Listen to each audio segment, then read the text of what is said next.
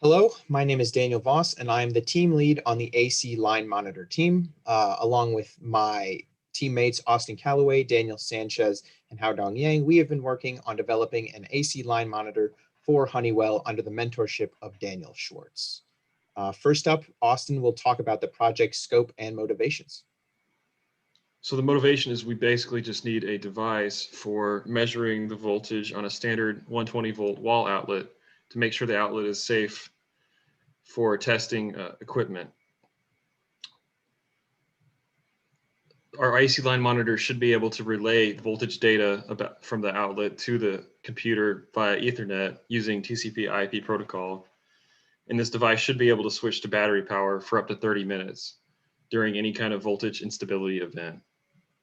It should be able to produce the battery voltage upon user query and withstand a 353 volt peak without being damaged.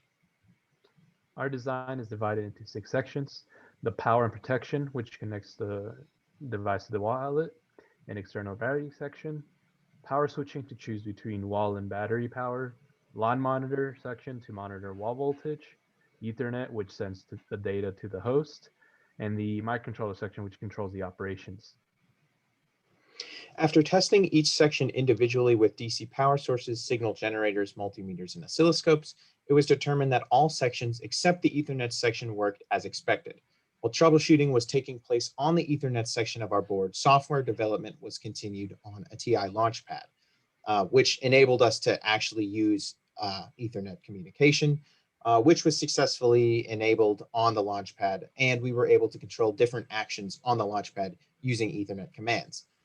We were also able to set up a dummy battery monitoring circuit, and were able to determine that the ADC on our board and the Launchpad was able to measure the battery voltage within 1% accuracy of the multimeter we used for comparison.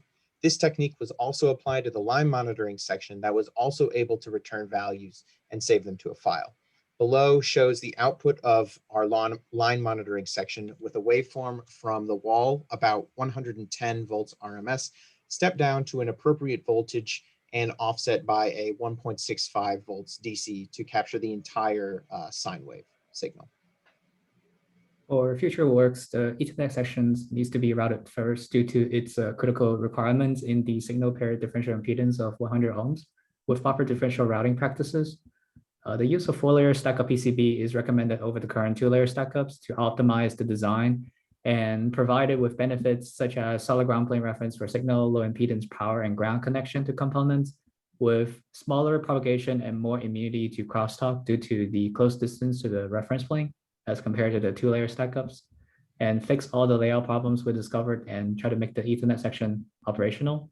And finally, design a casing to house the two PCBs by using 3D design techniques to finalize the product. Thank you for coming and listening to our poster.